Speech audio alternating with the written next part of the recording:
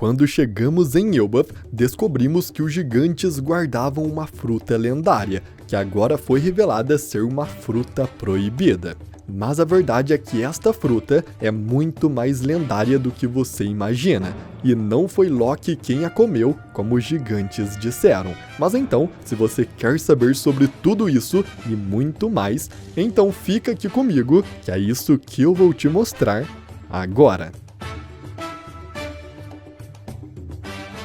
Assim que chegamos em Elbaf, ouvimos uma história perturbadora dos gigantes. Eles disseram que o príncipe Loki tirou a vida de seu próprio pai apenas para roubar uma Akuma no Mi lendária que é passada de geração em geração na família real dos gigantes. E com o decorrer do arco, percebemos que a história é completamente diferente. Primeiro, que Loki não matou seu pai, e segundo, que muito provavelmente não foi Loki quem comeu a fruta lendária de Elbaf, e você vai entender tudo comigo nesse vídeo, inclusive quem acabou comendo a fruta. No capítulo 1152, finalmente descobrimos uma parte do que aconteceu, quando Loki chegou no castelo no dia do incidente, há 14 anos atrás, o seu pai já estava sendo atacado. Ele já tinha sido empalado por outros gigantes e provavelmente não tinha como sobreviver depois daquilo. Além disso, um homem misterioso arromba o cofre real e encontra um baú contendo uma Akuma no Mi dentro dele, e esta pessoa então menciona que esta é a Akuma no Mi proibida de Elbaf, passada de geração em geração pela família real. E bom, esse homem que chegou nesta sala secreta quebrando o cadeado, com certeza não é o Loki. Vemos apenas a sua sombra, e ele não possui chifres como Loki possui. Ou seja, ele é alguém diferente, e sabermos de onde esse homem é, qual é aquela fruta que ele disse ser proibida, que estava sendo tão protegida pelos gigantes. E para entendermos tudo isso, temos que voltar a dois personagens, sendo esses o Shanks e o Rei Harald. Tudo começa com Harald, um gigante prodígio que se tornou rei ainda muito jovem. Harald ascendeu ao posto de rei de Elbaf aos 45 anos, o equivalente a apenas 15 anos na idade humana.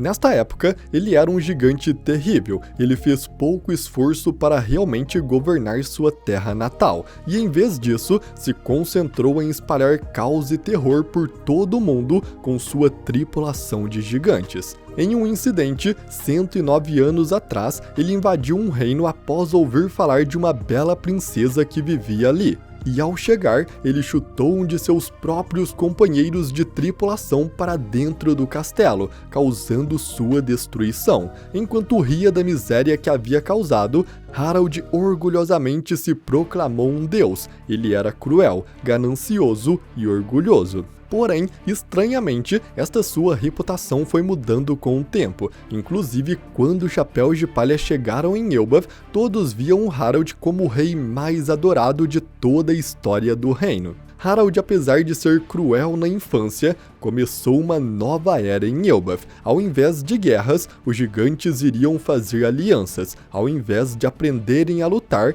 eles iriam estudar. Ele até pediu a Jaguar de Sal para fundar uma escola para as crianças de Elbaf, e além disso, ele também removeu seus chifres devido à sua visão de que gigantes ancestrais eram relíquias de uma era devastada pela guerra. Mas a verdade é que isso parecia bom, e talvez até fosse, mas Harald tomou uma má decisão. Ele decidiu se aliar ao governo mundial. Ainda não sabemos quais eram as intenções de Harald em mudar a cultura dos gigantes. Talvez ele realmente queria o bem para a nova geração e tinha mudado sua natureza cruel. Ou talvez ele apenas tinha feito uma aliança com o governo mundial e estava cumprindo ordens, o que parece ser o mais provável, até porque o Cavaleiro Sagrado Somers e Mu-Sama já deixaram claro que Harald tinha uma missão, e Mu diz que se ele não tivesse falhado, Elbaf já estaria sob o seu domínio há bastante tempo.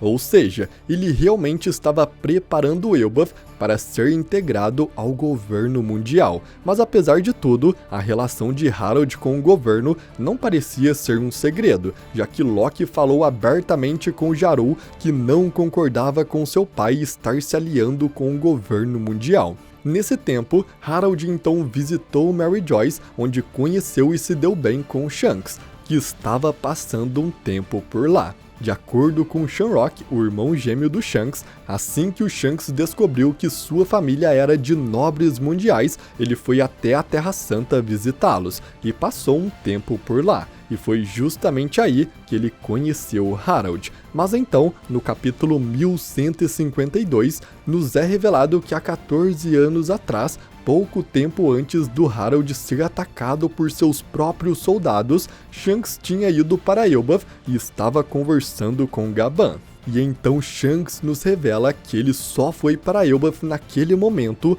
porque ele precisava falar urgentemente com o rei Harald sobre um assunto que eles não poderiam conversar na Terra Santa antes que seja tarde demais. E bom, o que exatamente o Shanks queria falar com Harald? Porque ele não poderia falar na Terra Santa? E mais importante, porque tinha que falar urgentemente antes que fosse tarde demais. E a resposta para todas essas perguntas converge para um único ponto: a Akuma no Mi proibida de Elbaf, porque esta fruta nada mais é do que a Gomu Gomu no Mi, ou melhor, a Hito Hito no Mi modelo Nika.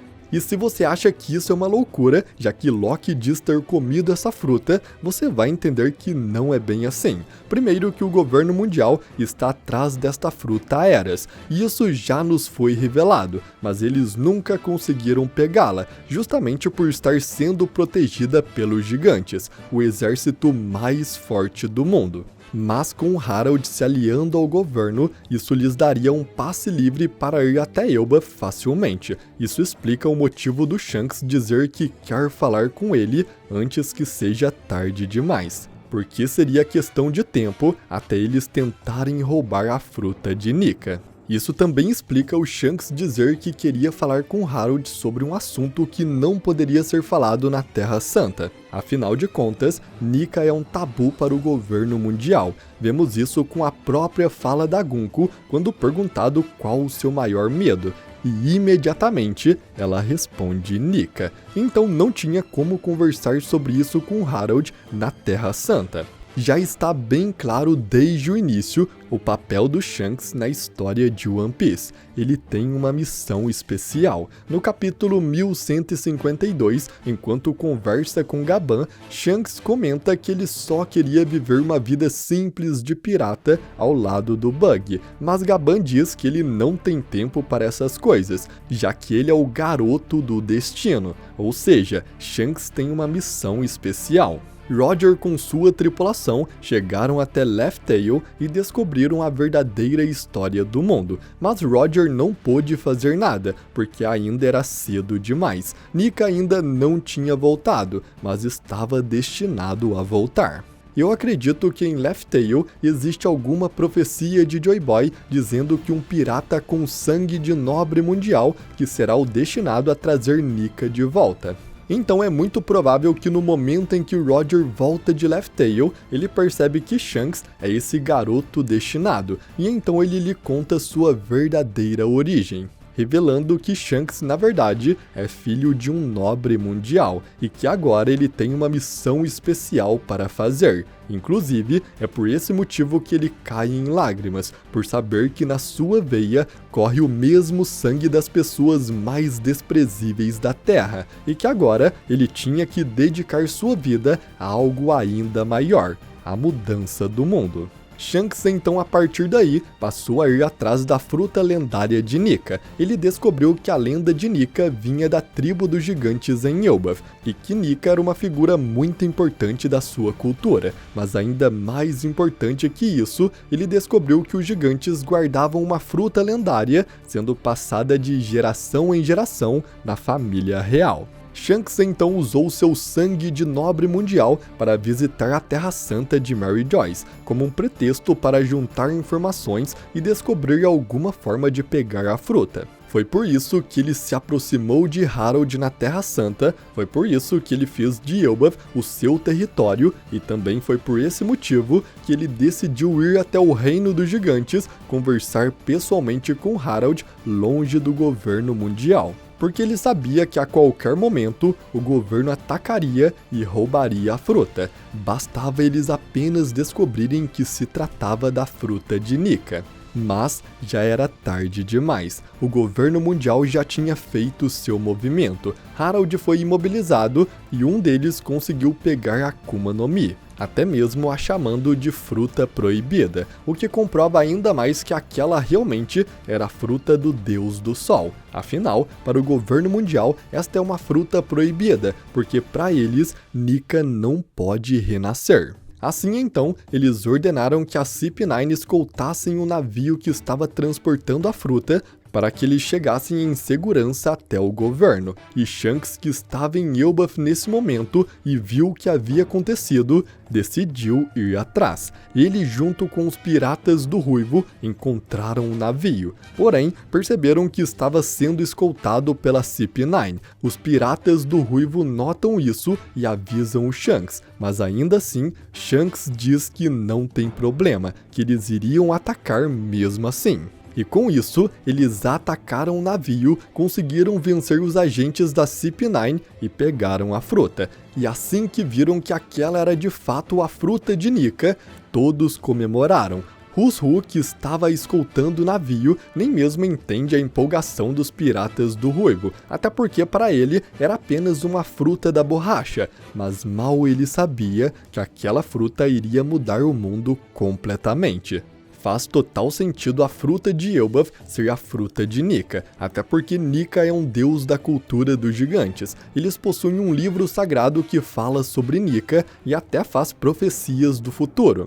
Então, se tem um lugar que protegeria essa fruta de geração em geração, seria com certeza em Elbaf, com os gigantes. Mas isso nos cria um problema. Loki é dito ter comido esta fruta, e realmente Loki possui uma Akuma no Mi, já que ele está preso com algemas de Kairoseki, que são usadas contra usuários de frutas, e vemos que ele realmente não consegue se soltar, mesmo estando apenas com suas pernas presas, o que quer dizer que ele realmente é usuário de fruta. Mas se a fruta lendária de Elbaf é a de Nika, então não tem como Loki ter a comido, já que quem a comeu foi o Luffy.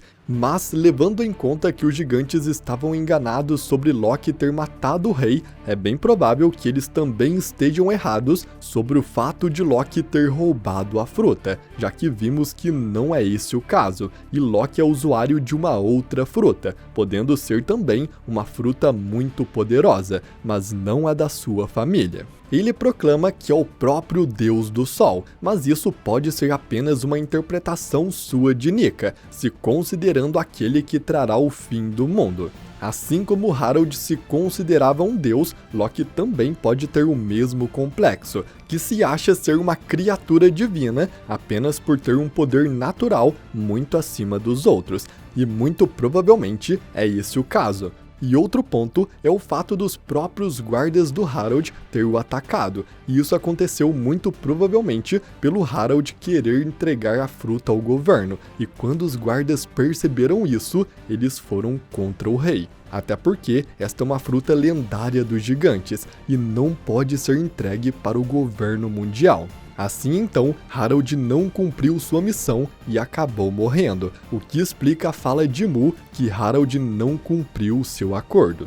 Então no fim, a fruta proibida de Elbaf nada mais é do que a Akuma no Mi de Luffy, fazendo de Loki totalmente inocente, e de Luffy, o grande deus dos gigantes, aquele que já estava escrito que voltaria há eras atrás, aquele destinado a mudar todo o mundo de One Piece.